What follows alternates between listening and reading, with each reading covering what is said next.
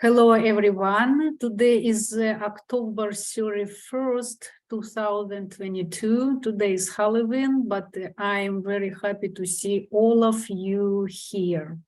And I promised to you it would be a wonderful meeting. Mr. Covey is giving us a fascinating, wonderful, useful material. As usual, we will start with our group chat, and I will try to spend as less as possible time because today we are starting habit number 2.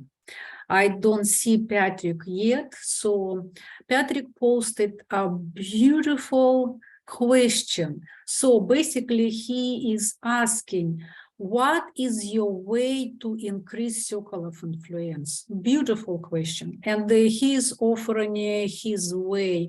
He's saying that he sucks at drawing and decent in poetry. So he's using artificial intelligence as a tool to create artwork.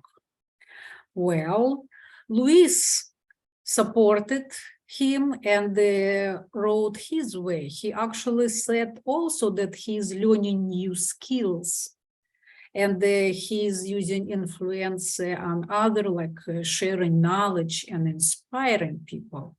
Richard added, he believed that very few situations are completely outside of our circle of influence. Very positive, Richard, great job. And whatever he found himself in circle of concerns, like war in Ukraine, he's just donating. And it's actually a beautiful way to put his influence. And our dear Maria, she's fearless.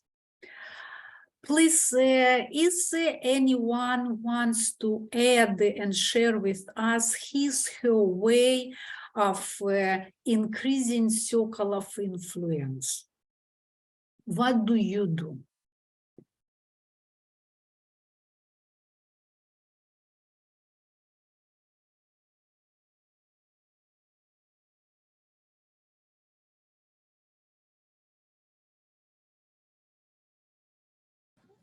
Hello?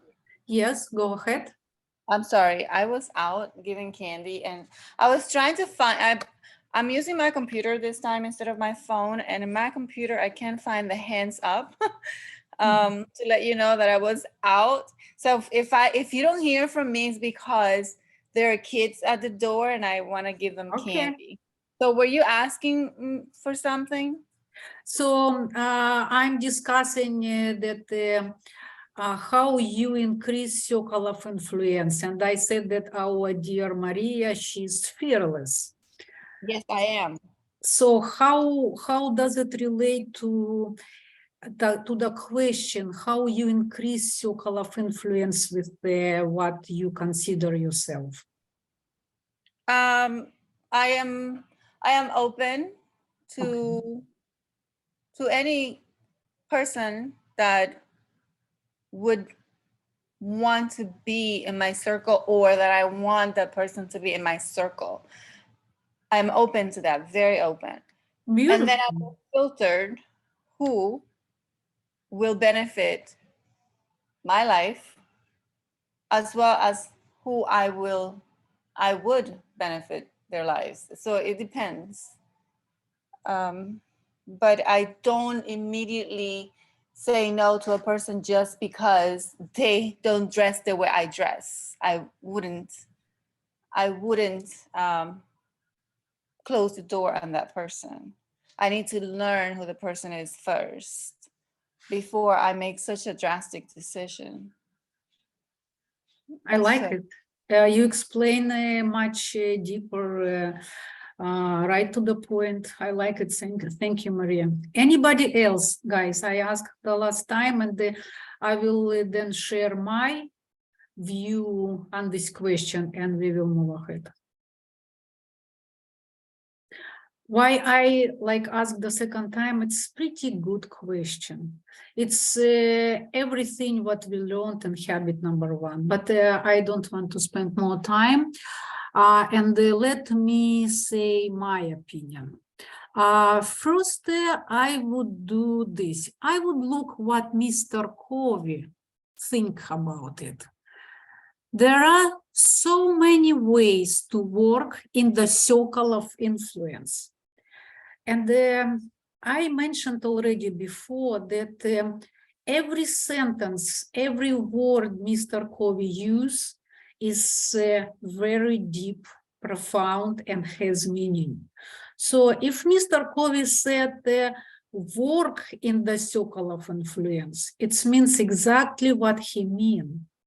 He didn't said yet increase your circle of influence, but interesting why. And I contemplated on it a lot. So, and what I want to say to us and share with you my opinion that, guys, we are humans, the top of creation ever on earth. Ever, we are the top creation. We have immense intelligent machine as our bodies. However, how long we are on earth? Like 200,000 years as a modern human. Our ancestors were 2-3 million years before, but they are not modern humans as we are. So guys, we are babies. Just remember what the form of plants and animals, they were evolving billions of years. So the forms we see right now, they were evolving billions of years. And we are, as a modern human, just 200,000 years. And you know what's happened? Why all our problems are happening, all our suffering? Simply because we cannot handle the immensity and complexity of our machine. I'm talking about our bodies. I'm talking about our minds. Just can you imagine if we would manually should operate our breathing, our digestion? It's complex, complex procedure. Our growing, our hormonal balance. It's impossible for us so far to do it manually. Can you imagine how much we would mess up? However, thanks God, it's automatically. So what is the leftovers to handle for us? Feelings, emotions, moods. And here we are completely messed up. We just don't know. We don't have actually the stable platform to handle our intelligence. Do you understand what I mean? What I mean that it will pass maybe a couple of million years when we be able to handle and understand us. We are creating our destiny, karma, life, every single act. We are creating our karma, our destiny, our life, whatever you want to say. But we are unaware of cause and reaction, cause and effect. We are unaware. We think that somebody did to us something, somebody made it to us. No, guys, we are creating our destiny, ourselves. So the main question of our life should be, who am I? Who can tell me, who are you? What is anybody can tell what seriously? I know who I am. I'll tell you, usually people will say, I'm father, I'm mother, I'm manager, I'm author. No, it's all temporary. It's not who we are. We are something internal, something unchangeable, something which are going with you all your life. This should be the most profound and the most important question of our lives. Because the more we know ourselves, the better life. The better you know, for example, how to operate a car, right? The better you will drive. The better you know how to operate camera, the better you will operate that camera. So, and this is absolutely the same. I want to inspire you to start to learn who are you. And if you will want to, if you will want, if you will, you will find the answer. Not right away. Yes, Jessica. Yes, I've always asked myself these questions. Yes. I always asked, when I was little, what is my purpose? Who am I really, like, underneath all this conditioning? And, I was always asking myself and God, who am I? What I follow is the truth.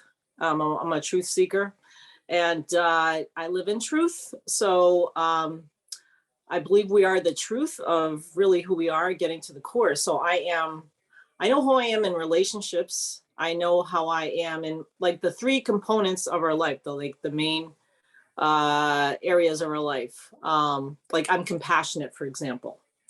I'm compassionate. I am a person of truth. I'm a person that walks my talk. I'm a person in relationships. I'm a giving person. I know who I am. I used to just give and not allowed to receive. Now I'm more harmonious in relationships. And it's like, okay, who am I really? Like, what do I really desire? And what I ask myself, what does God have planned for me? What is my blueprint? And what is my purpose, and how can I impact the world? And what is my unique gifts that I can share with the world? And I know what my unique gifts are. And like, for example, I'm all about helping people end cycles and patterns in their life that are affecting their relationships, their finances, and their health. And I got certified in all these things, and many things that, I don't need to talk about, but I got certified in a lot of things, plus certified in things I already do. So it's like, you know what? It's like, you have to get certification. Sometimes it's just to prove that you are an expert in that field, even though you've been doing it your whole life. You know what I mean? So I already know who I am. I'm a person that helps other people get to prosperity. I'm a person that I help them find a higher path so they can achieve success in their life. And that's who I am. Thank you, Jessica. Thank you for sharing. Very inspiring. Let's come back and see what Mr. Covey said else. So he said to be a better listener. And what does mean to be a better listener? Guys, there is 7 steps to listening maturity. Those steps are fascinating. First, we need to just have a desire to listening. Without that, we even cannot move ahead. And then after listening, we have a desire. We need to try to hear. After that, we need to try to understand something. How we are listening? Usually we are going into the conversation just to say something, what we want to say, right? We even don't listen a person. We don't understand what he's saying. So number 4, remember something, what a person said. And number 5, continue what the person said. Because so many problems are happening when we don't understand each other.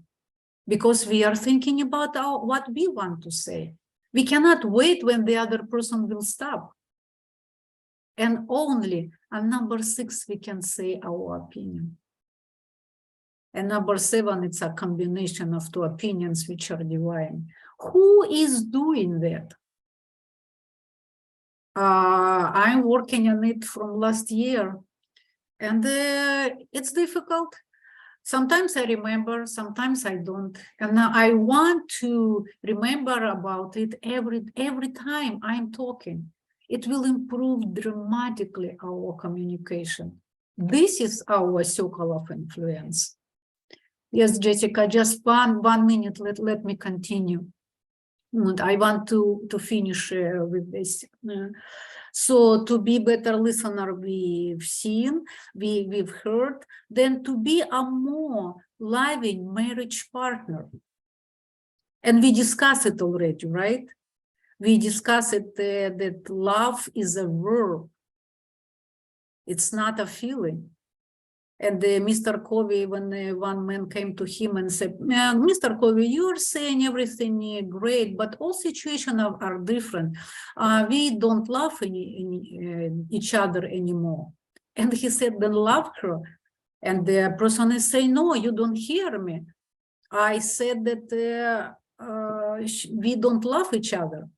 And then Mr. Covey said that love, the feeling is a fruit of love. It's wonderful. The feeling is a fruit of love. And love is a verb. So love her, serve her, sacrifice, listen to her, emphasize, appreciate, affirm her. And he asked, are you willing to do that? And of course, it's not only toward men, it's toward the women as well.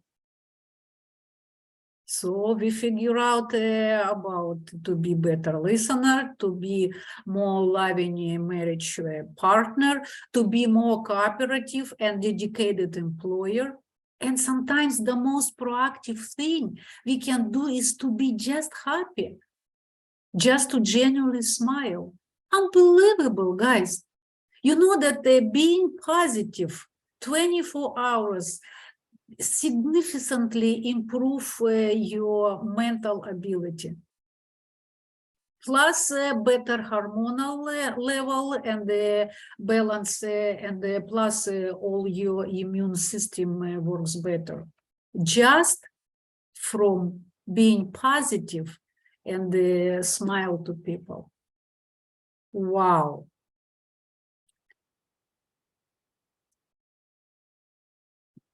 And this is all emotions are thoughts. What I wanted this chart. Chart. You remember we were going through this chart, right? This is your direct influence. This is your circle of influence. So what we need to work on? We need to work on our thoughts. Who can say that you can control your thoughts? I can tell you no one can control his thoughts. Only Buddha could control it. Or people who are enlightened. It's a huge job. Right now, why we again suffering? I'm coming back again to the same topic. Simply because we cannot control our thoughts. Our thoughts control us. We are always followers. We are following our thoughts. And we are unaware of it. We think that because I think it's the truth, but it's not. We are not our thoughts. We are not our bodies. We are not our mind. And it will go many, many, many thousands of years when we understand it. It's evolution, it's progress. Thanks God we are not barbarian right now, but we are at pretty beginner level of our emotional intelligence. I don't want to offend anyone. I am with you. I am like you. I am absolutely the same. I just want you that you would understand and start to go toward that process to understand. And after our thoughts, our words will follow. After we will be able to control our thoughts, our action will evolve. Then we will be able to control our reactions, our decision, choices, attitude, mindset, mood. Everything is going from our thoughts. This is where I'm working.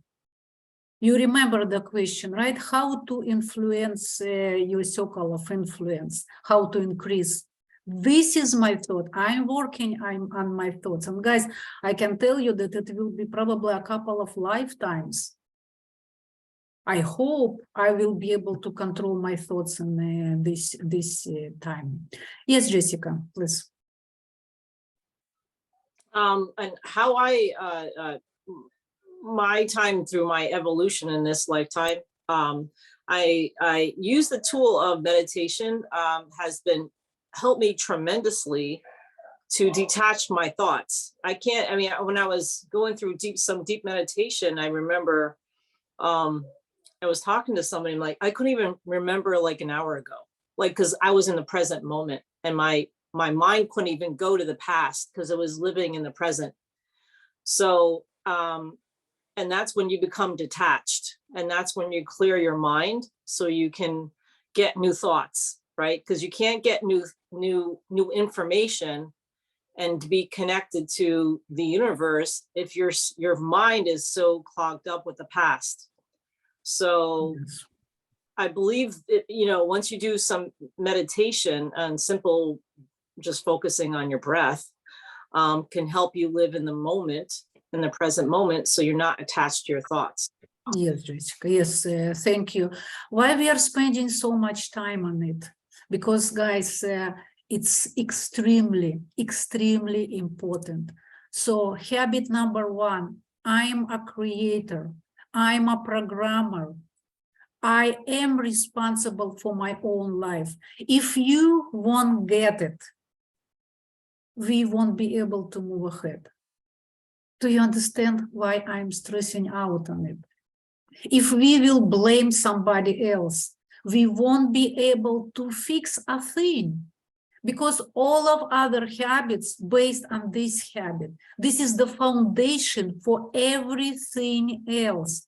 So a person must simply understand that I am responsible for my own life, and I should not and do not have any rights to blame anyone else.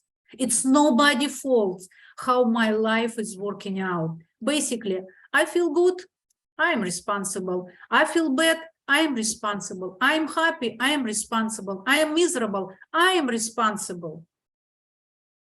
And this is the life. Just understand it. Every cell in our bodies is responsible for our well-being, but not we are. We are responsible. And with this responsibility, we can extend.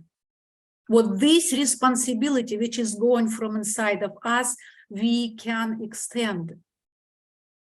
And how to extend that responsibility? Simply be responsible, not only inside of your home, everywhere where we are working, everywhere we are going, we are responsible, how Jessica said.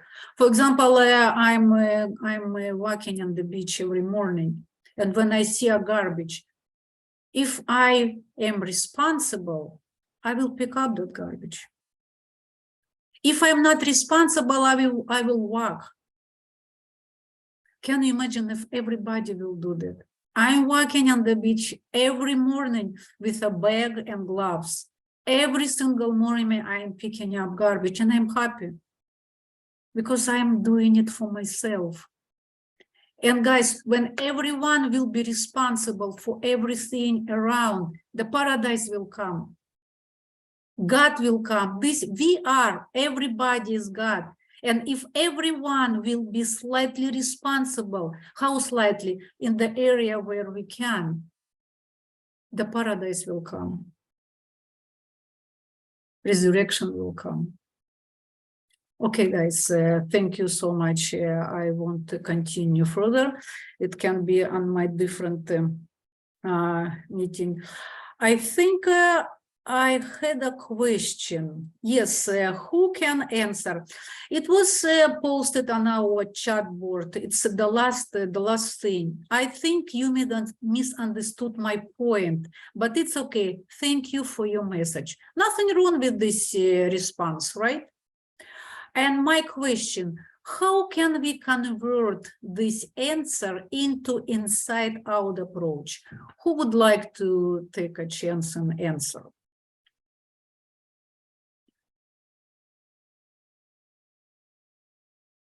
I again repeat, nothing wrong. We hear it all the time. You misunderstood me, right? We are saying it all the time. Is this inside-out approach? To me, this is outside-in approach. You misunderstood me. Let's see what's the reason can be for that. What if a person wasn't clear, and because the other person misunderstood her point? So guys, instead of say to someone how Richard was pointed that you, it's a dependent level, I, it's independent level. So take responsibility on yourself. And instead of say you misunderstood me, say, I'm sorry, maybe I wasn't clear, let me repeat. Much better approach, right? So guys, we are at the habit number 2, and how I was saying that this is always review on habit number 1. I am a creator, I am a programmer. And the second skill is what program I have to put in myself. So guys, the next habit will be what kind of program I will put into myself. And the habit number 2, begin with the end in mind. Our mind is programmable. Yeah, the mind is a machine that can be programmed. We have to understand that I can program myself. The second skill teaches us exactly what kind of program we can put in our mind.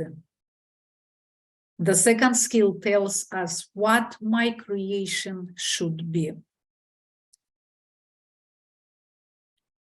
So what does it mean to begin with the end in mind? To begin with the end in mind means to start with a clear understanding of your destination.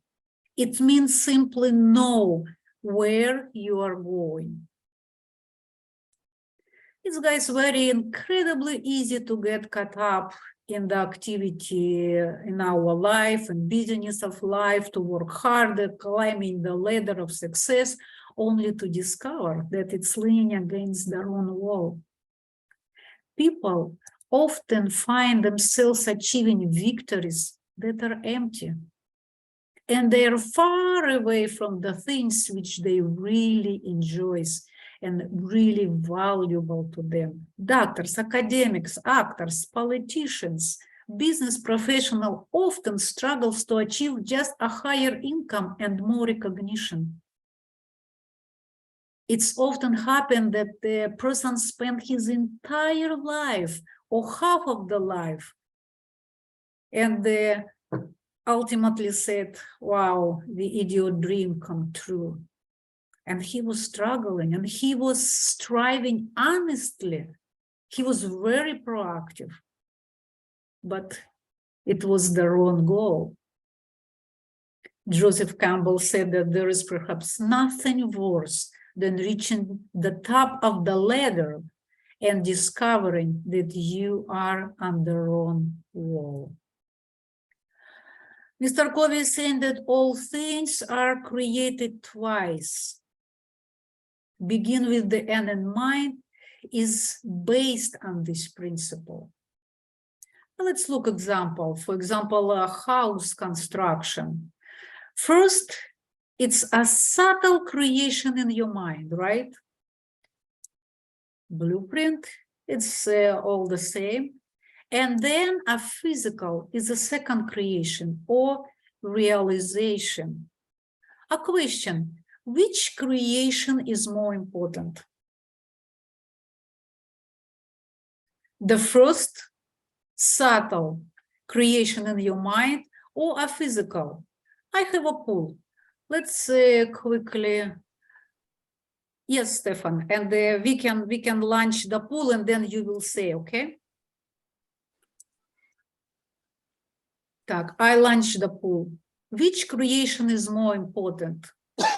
The subtle creation in your mind, the plan, or a physical creation, realization? Beautiful. We have Eddie. 83% we have the first creation, the subtle creation in your mind, and we have 29% the physical creation. Actually, it's changed, 71 versus 29. So we have some people who thinks differently. And, well, I end the poll. Stefan? Well, the creation in your mind is I think it's the most important, because that's where you lay out how this physical thing is going to look. It's the plan, and the plan has to be right in order for you to get the physical result you desire. Absolutely, absolutely. Very good answer. Thank you, Stefan. Of course, guys. Luis? Yeah, I prefer the second one because I think all the things happens in the first one in your mind to make this real after then, of course. But I'm engineer, so I'm just thinking about the physical construction all the time. And then I think the most important is action, because too many people's making plans in your mind, but have no action. And then action is the most important, because if you have a thoughts in your mind but you have no actions in your daily, nothing happens. It's not a magical. We need action all the time. I believe in the mindset powerful, and the mindset create co-creations, and the energy, the law of attraction. I believe in all that, but I believe in action too. Thank you, Luis. Should be a plan for your action, or you think that just action is very important? Action. Thank you. Thank you. We will continue, because this topic for today, actually from the very, very beginning, when I started, that we will talk how that subtle creation in your mind is important. The first plan or the first creation is the most important thing in our lives, but unfortunately, people do not pay enough attention to this aspect of their lives. They actually skip this crucial stage of first creation. We are too busy. We don't have time to do that. And we run. But guys, where we are run? Or we are doing, but what we are doing? Again, I want to repeat that it's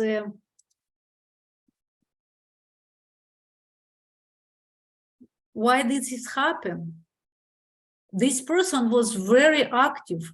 This person was very proactive, actually, energetic, but he was going to the wrong direction. He was achieving what he was not interested by influencing someone else, or because it was profitable, or because it's prestige, whatever.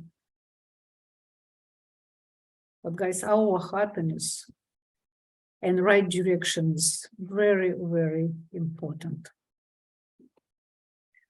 Oh, this was a good example, actually. I will do it briefly.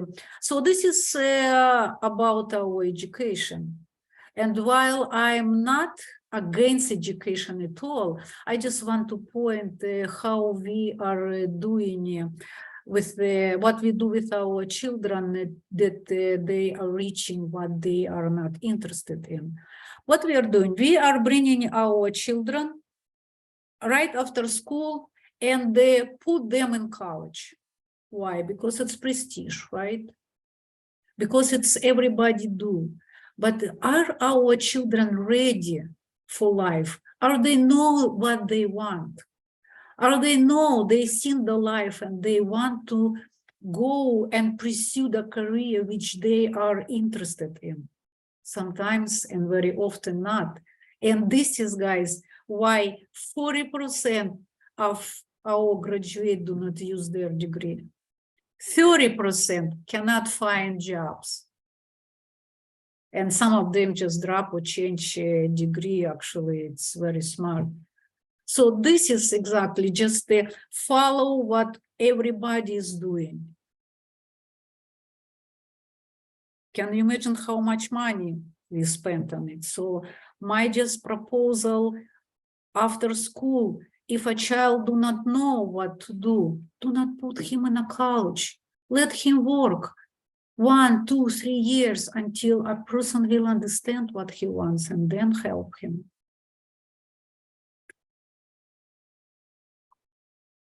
By design or default? Very good topic. In our personal lives, if we do not develop our own self-awareness and do not become responsible for that first creation, we empower other people and circumstances, shape our lives by default. Why this happen? We can be vulnerable. We can depend on others. We can belong to religion or other group, right? Or for a sense of importance and worth. So guys, whether we are aware or not, we are either the second creation of our own proactive design, or we are the second creation of other people's agendas. So there is only two alternatives: be someone else's agendas or be your own boss. And again, for example, our own example and our conversations.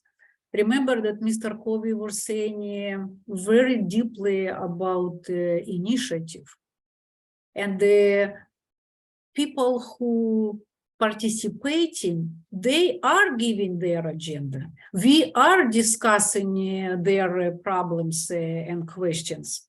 How's about people who keep silence? You are just following our agendas. Please, guys, participate. Bring your questions. Do not hesitate. This is the group where we can solve, we can suggest. You can see your question even more clearly.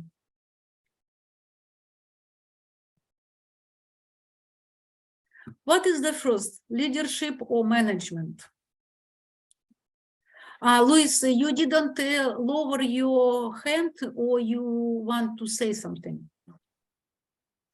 What's your question? Sorry. Okay, please lower your hand. I thought you want to say something. No, I'm sorry. It's okay. It's okay, Jessica. I forgot my hand. Actually, okay. Let's we ask Bill. Bill didn't participate today. Go ahead, Bill. Yeah, no, I like the last slide a lot. And I was it was making me think of a quote that's like one of my favorite quotes of all time, is that if you don't know what you want, you'll end up with a whole lot you don't want. And that's so true in life, and that, you know, whether it be college, what you want to do for a living, you know, family, education, whatever it may be, the more you participate in your own life and have a vision and make decisions, the more the product will end up like, you know, the analogy with the guy who ends up on the wrong wall, like you'll end up with a whole bunch of stuff you don't want. So the more, that's why the first part's so important, that you focus on, you know, what do you actually want, you know, that initial idea, you know. And it's cool how, yeah, I mean, that kind of evolves into the end result, which usually you're happy with, as long as you were a participant in that whole process. So I wanted to share. Beautiful lady. Yes, yeah. Beautiful lady, very important and very deep. Thank you, Bill. Jessica. Yes, I really like the other slide too, either by design or by default. And I remember in college, when I practiced this and deciding what I was going to major in, I started with architecture, but you know what? I said to myself, do I really want to do this for the rest of my life? And yeah, I like to do this as a hobby. Then I got into an accounting and like, I can't sit at a desk. Then I said to myself, I want to inspire the world. I want to learn about culture. So I got into international business. So I started, but I took a break in college because you know what? I just didn't want to jump in to take a major and go through college and then not use it. So I took a break on purpose. It was a conscious break. And then I worked for a little while. And then when I really discovered what I really love, I came back to college and actually had my company pay for it. So that was amazing. So, and that's what I do. If I have a question about something to make a decision, I do a lot of reflection, and sometimes I take a detour for a little bit to learn a few things. And then I get back on my path, you know, and make the right decision for myself. Or I do it in meditation. I have a few different practices to make, to create a decision and discover really what it is that I do want and desire. So yeah, thank you. Very upright. Thank you. Very mature decision. Thank you. Thank you for sharing. So guys, what is the first, leadership or management? Who would like to step up and answer? Maria. Hi, I forget about the microphone. For me, I think developing your management skills should be the first, because that will lead you to be a better leader. Okay. Who else? Elta? I think leadership is the first creation, because leadership has the vision. They set the purpose, and then management implements that. So management kind of, you know, follows what the vision is from the leadership. Perfect. Perfect, Elta. Thank you so much. So guys, habit number 2 is based on principles of personal leadership, which means leadership is the first creation. So this is what was confusing, because even the first creation before, people think that it's not very important. But Mr. Covey wants to emphasize it, that leadership is the first creation. Leadership is not management. Management is the second creation. And yes, Maria, its management is very important. But understand, guys, first we need to create the direction. First, we need to understand what and for what and the why and the what is that. And then we need to manage it. And if we will start to manage it, we even won't know where we are going. Mr. Covey is saying that even be effective, so be like a good manager, even survival does not depend solely on how much effort we put. It depends on which direction we are going. And then when you know where you're going, then put your effective management. And effective management without effective leadership, it's like one individual said, straightening desk chair on Titanic. See, rearrangement working group, are you ready? They are very effective. They are probably trained, but it's Titanic. And Mr. Covey is saying that often parents are trapped in the management paradigm, thinking control, efficiency, rules, instead of direction and purpose.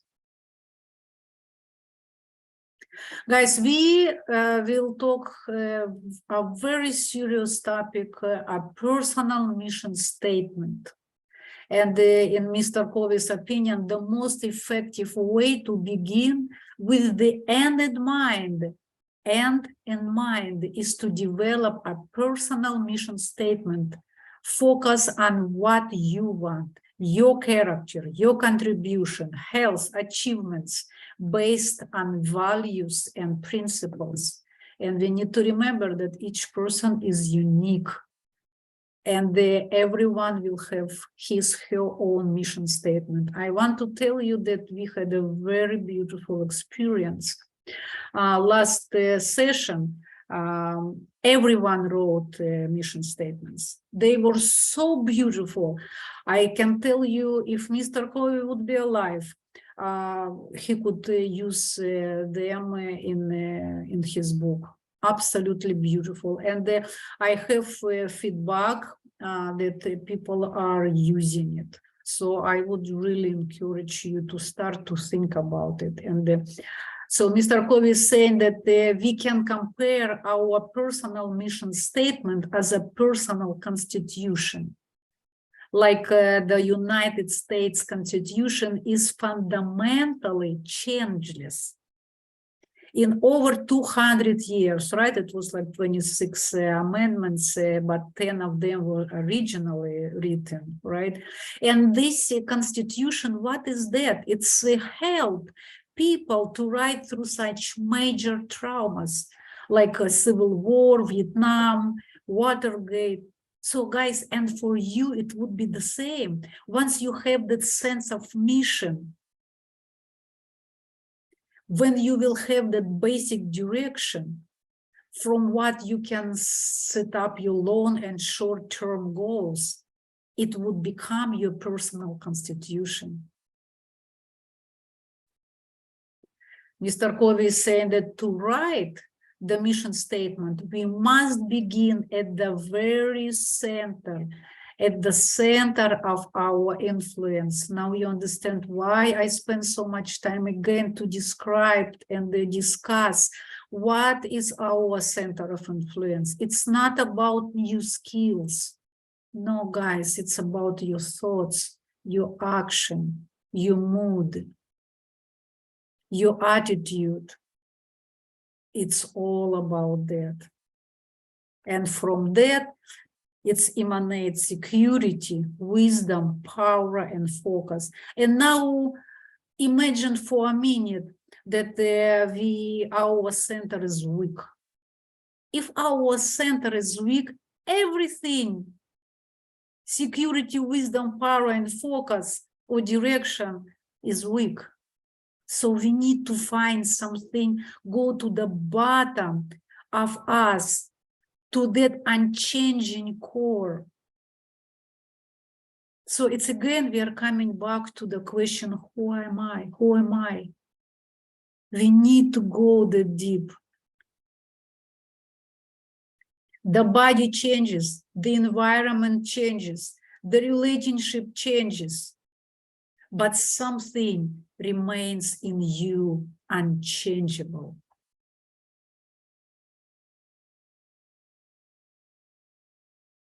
Let's have a short discussion. What does a person why does a person periodically go through some crisis of his life, through some state of despair, powerlessness, and emptiness? So the question will be like this, guys. Don't discuss some situation which, for example, you had or somebody had, and you know, just go with the solution. The question, why does a person periodically, so it doesn't say that all the time we are in state of despair, right? But periodically, a person can go through that. I will give you just 5 minutes. It's not many of us. I'll do 3 groups, and let's discuss. Where's my breaking room? Okay, create 3 groups. Okay, guys, accept.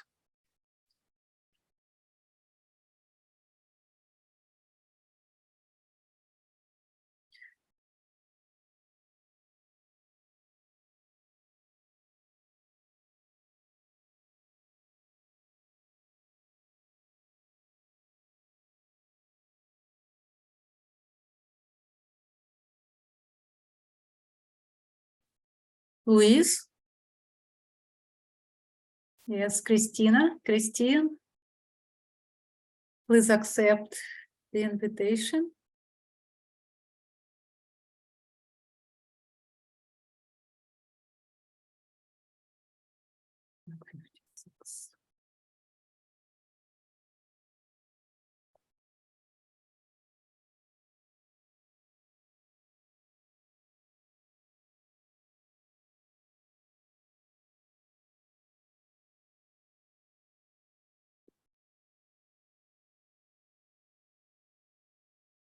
Three seconds and everyone will come back.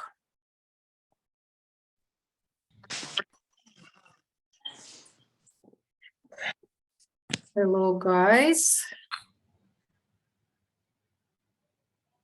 Hello. Let me see. Hi. Oh, Yes, hi. okay. I hope you assign a person who will present your opinion.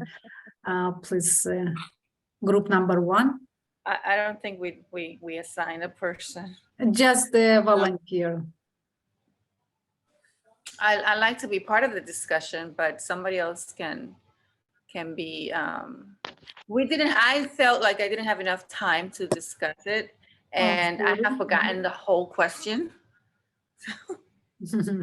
Так, ладно. Well, I mentioned, I don't know, we had a few different, okay, why does a person periodically go through crisis, through just state of despair and powerlessness and emptiness? We have the 2 different outcomes. One perception, you would see it as a loss, like if you lost a job, you lost a person, the person passed, you would see it as a loss. Mhm. When you're going through despair. That's what one person said. And another view, you can view it as like, okay, it's a blessing.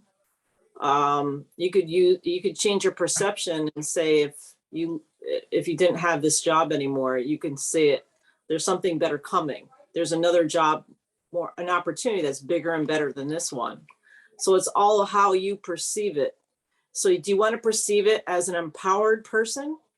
Or do you want to perceive it as a disempowered person? Meaning, Mhm, mhm. be a victim of circumstance, a victim of a crisis, a victim of despair, a victim, meaning powerlessness and emptiness. Or do you want to be a woman of, or a man of empowerment? You're standing in your power. You're standing in your power, meaning like you're taking control of the situation. You're meaning the way you view things, your emotions, your thoughts, everything. And then that will set you apart and also set you on a higher path.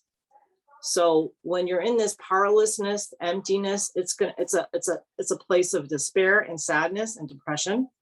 Or you can flip the coin on the other side and say, you know what, there's always a positive thing to every negative. Like it's the laws of science, the laws of the universe. Every positive there's a negative, and every negative there's a positive. It's like a battery. There's a positive side and a negative side. Great, Jessica. Great. Love your answer. Thank you. Group number 2.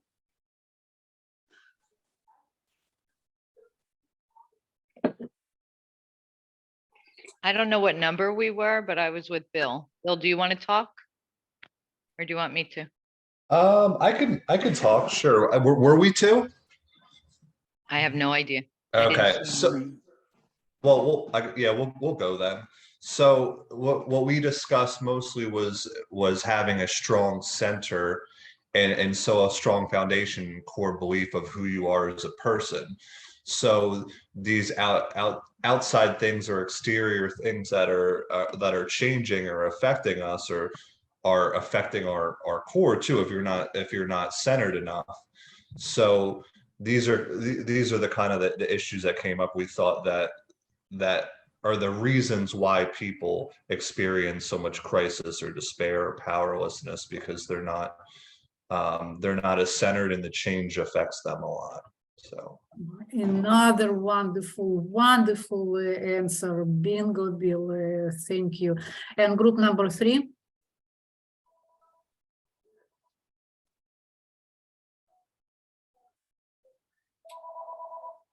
Okay, guys. So then let's move ahead. We received beautiful, deep answers, and it's both of answers are completely right. So Mr. Covey is saying that it's due to the wrong center.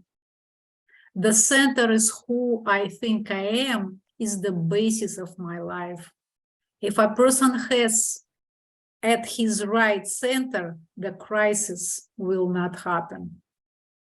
And how do people get out of their center?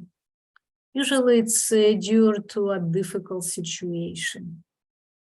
And something happened, and we find some other center and begin to draw energy from it.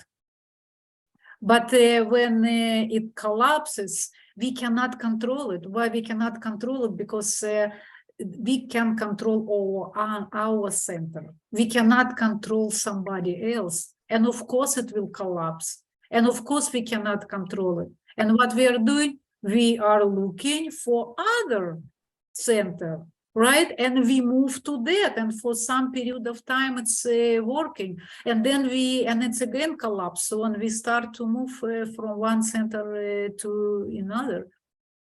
Yes, Jessica. Yes, Lena, thank you. And sometimes when things happen in our life, it's a trigger.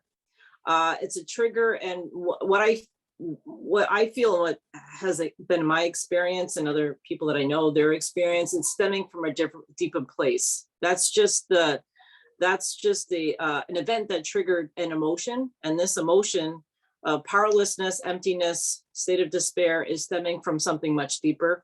And there's a root cause. And a lot of the times, like in my life, for example, things that happened that I was not aware of as a child, and I became aware of it, and I was able to heal from it. So now I'm more of an empowered person versus a disempowered person, because I connected to the root cause. So I was able to create a different story in my life. Good. So sometimes things and events that happen in our life, it triggers something. It's like it's something that is meant to happen in your life, that triggers an emotion and things that are deep within you, that allows it to come up. I'm not saying it's wrong or right, but it's an emotion that's deep within yourself. This event is creating a space so you can release it. So it's releasing a disempowered emotion that is probably stemming from something much deeper. So a lot of the times we avoid these emotions because they're not so fun to go through them, right? So when you're aware, like, you know what, oh, this is triggering sadness, this is triggering like uncertainty, and I feel not, powerless in this situation. Let me feel that. It's not saying it's wrong that I'm feeling this way, but let me allow it to release it from my body and maybe embrace the emotion instead of pushing it away. Acknowledgement. Yeah, and acceptance, acknowledge Yes. it. Yes, Jessica. Thank you. Good aging. So we have good time, and we will go through wrong centers. Mr. Covey is saying, before we find the right center within you, we need to look at the wrong centers we might have. Sorry. So the first center is spouse-centeredness.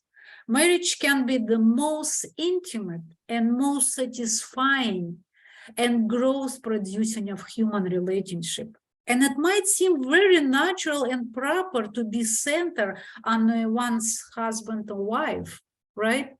But this leads to conflict because I put my center artificially somewhere where it doesn't really exist. So if a person is spouse-centered, he or she has a threat of strong emotional dependence. Their self-worth comes from my spouse. We become highly dependent upon spouse moods, feelings, behaviors, how that the spouse treats me. Family-centeredness, another common center is our family. And these two can seem very natural and proper. It's provide great opportunity for deep relationship, for loving, for sharing, right? It's actually makes life worthwhile.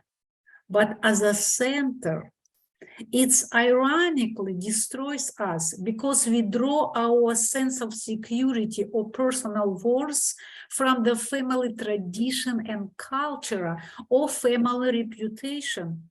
And it's become very, very vulnerable if, for example, changes in some traditions. So family-centered parents do not have the emotional freedom, the power even to raise their children. This is very interesting.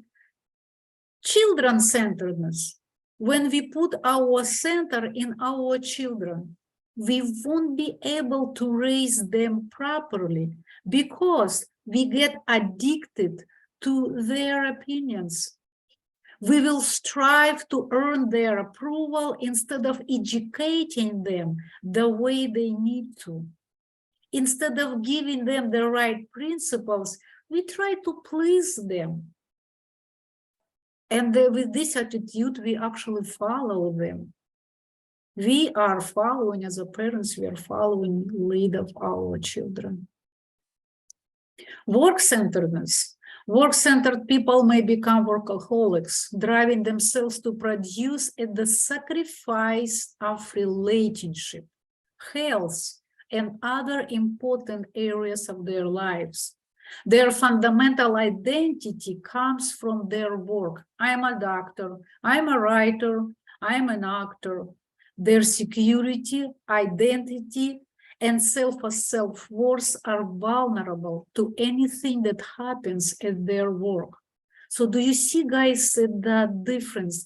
It's nothing wrong to be work hard, but when we are driving our identity from work and who I am, that is a problem. Oh, this is a good one. Money-centeredness, another logical and extremely common center. Economic security, physical survival, financial security are very important. Don't understand Mr. Covey wrong. Very important. Because even other needs are not activated until the basic is satisfied. But when my sense of personal worth comes from my net worth, I'm vulnerable to anything that will affect my net worth. Work and money provides only a limited degree of power and security. And last time we were having interesting conversation. I was asking guys, why here is a guy, not a woman? Because if we will go in our stone ancestors' time, who were providing families? Men. They were going hunting and women was at home. So as at that time, men was bringing trophy and their words were from that, right? Right now, men are going to work. And so you can see what you are catching. If you're bringing little income, guys, you probably got a rabbit or some bird you brought to your family. Or if you are earning a good base for your family, you can be proud of yourself. You probably got an ox or elephant or something else. So this is still relate to our life as well. Just the time is changing. Possession-centeredness. Sorry. A driving force of many people is possessions, not only tangible, material possessions such as fashionable clothes, homes, cars, boats, jewelry, also intangible possessions such as fame, glory, social prominence. So those people derive a sense of self-worth from the possessions they have. They are very defensive, they are insecure and competitive. And when something happens, for example, if they see a person who with low status, they feel they're superior. And when they see a person with a higher status, they feel belittled. They live in a constant state of threat that their possession may be lost or stolen or devalued. They're constantly trying to protect and insecure their assets. This is a good one. Pleasure-centered. What can be wrong with it, right? But maybe everything good in moderation, right? It's fun and pleasure. Actually, for life, satisfaction, pleasure is a good, but in a good amount. But for life, when it's in a big amount, it's the most superficial form of pleasure. And this is why actually what we live right now in the world of instant gratification. This is why we are addicted to Facebook, movies, computer games, because it's instant. We don't want to put a lot of effort. We want it right away. So, and the people who are addicted to pleasure, they are bored after each successive level of fun and always seek for a higher one. Next pleasure, more exciting, should be more and more and more exciting. Innocent pleasure in moderation can provide relaxation, but not addiction to pleasure. So guys, telling everyone how cool the party was and how intoxicated you were doesn't have any value. Friends, enemy-centeredness. Young people are particularly. Acceptance and belonging to a peer group can become almost supremely important. And what is about the enemy as a center of one's life? Most people would never think of it, and probably no one would ever do it consciously. Nevertheless, enemy-centeredness is very common. People can change their jobs because they hate somebody, right? I know some people even change their neighborhood because they didn't like their neighbors. What a proactive way to do that. It's absolutely opposite. It's not proactive, it's reactive. Many divorced people fall into a similar pattern. They are still consumed with anger, bitterness, and self-justification regarding an ex-spouse. Psychologically, guys, they are still married. Many older children go through that, openly or secretly hating their parents, and they blame them for some abuse, for neglect, for favoritism. And they make their center of hatred of their lives. Church-centeredness. I believe that almost anyone who is seriously involved in any church will recognize that church going is not synonymous with personal spirituality. And some people are so busy with the church worship and their project that they become insensitive to everything what is going around.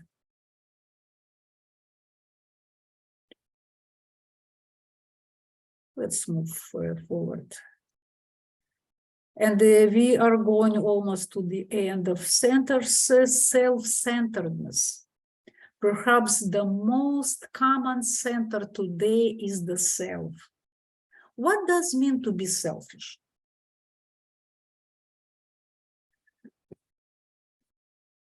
It's a question, guys.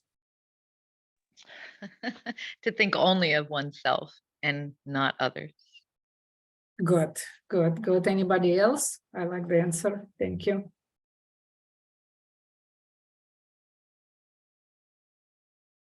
There's many definitions, but Nicole, it was a good one. So the most obvious form of selfishness which violates the values of other people, right? And how the selfishness is growing. With I can say no one parent think, let me grow a selfish child, right? Every parent is doing all his best. So basically say love is the energy. And when it's directed to someone else, it's good. But when love is directed to you, to yourself, this is egoism. I want to give some very hard example about it. I just want to tell you that we think that people are enjoying when they are egoist, but no, egoism is only hurting and brings pain to parents and to children and to people who are egoistic. I was giving example about pressure and support. So when we are raising children, it's not good to do just control or just pressure. There is no love. But it's also not good all the time, be supportive, because love has two qualities, pressure and support, too. It's like guys making a pottery. If we only support and do not put pressure, we won't be able to make a beautiful pot. Or if we only pressure and do not support, also nothing will happen. So we need to find a good balance between pressure and support.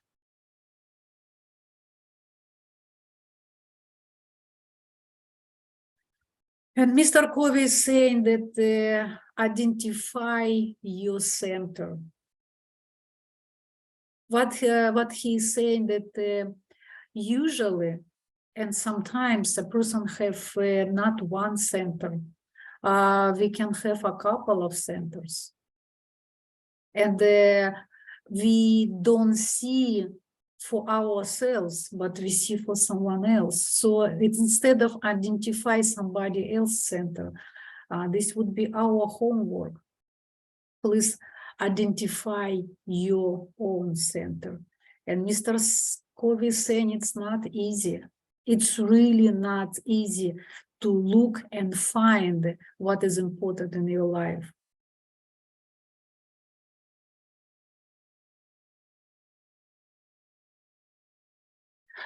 This year I will post on our group chat because it's too much to read.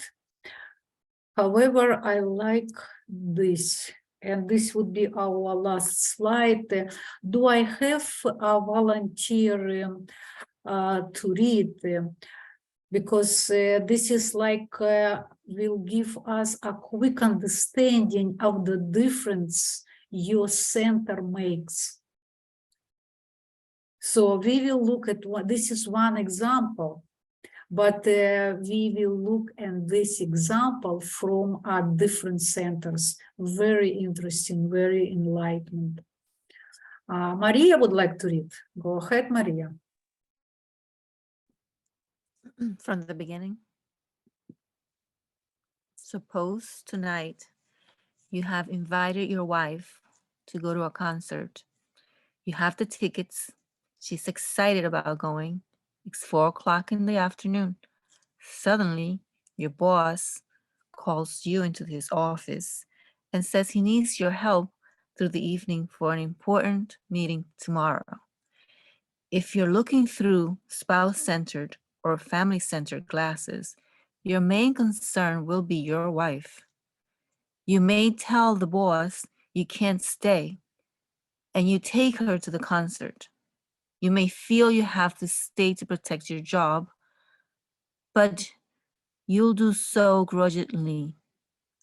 Anxious about her response, trying to justify your decision and protect yourself from her disappointment or anger. If you're looking through a money-centered lens, your main thought will be of the overtime you'll get or the influence working late will have on a potential raise. You may call your wife and simply tell her you must stay, assuming she'll understand that economic demands come first. If you are work-centered, you may be thinking of the opportunity. You can learn more about the job. You can make some points with your boss and further your career. You may give yourself a pat on the back for putting in hours well beyond what is required. Evidence of what a hard worker you are. Your wife should be proud of you. If you are possession-centered, you might be thinking of the things the overtime income could buy. Or you might consider what an asset to your reputation at the office it could be if you stayed. Everyone would hear tomorrow how noble, how sacrificing, and how dedicated you are. If you are pleasure-centered, you'll probably can the work and do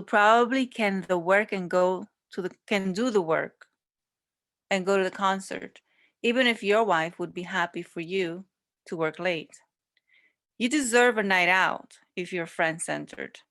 Your decision would be influenced by whether or not you had invited friends to attend a concert with you, or whether your friends at work were going to stay late too. If you're enemy-centered, you may stay late because you know it will give you a big edge over that person in the office who thinks he is the company's greatest assets. While he is off having fun, you'll be working and slaving, doing his work and yours, sacrificing your personal pleasure for the good of the company. He can so I don't Mhm. Sorry, yeah. ignore. If you are church-centered, you might be influenced by plans other church members have to attend the concert, by whether or not any church members work at your office. Your decision might also be affected by what you think a good church member would do, and by whether you view the extra work as service or seeking after material wealth. If you are self-centered, you'll be focused on what will do you the most good. Would it be better for you to go out for the evening, or would it be better for you to make a few points with the boss? How the different options affect you will be your main concern. Thank you, Maria. Very beautifully. It You're was written, yeah. So guys, what do you think about it? I found this example is very educational. So it gave you some perspectives.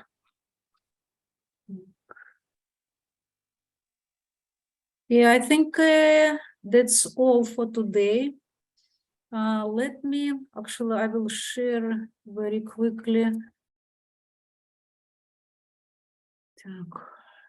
Well, let's look for our homework.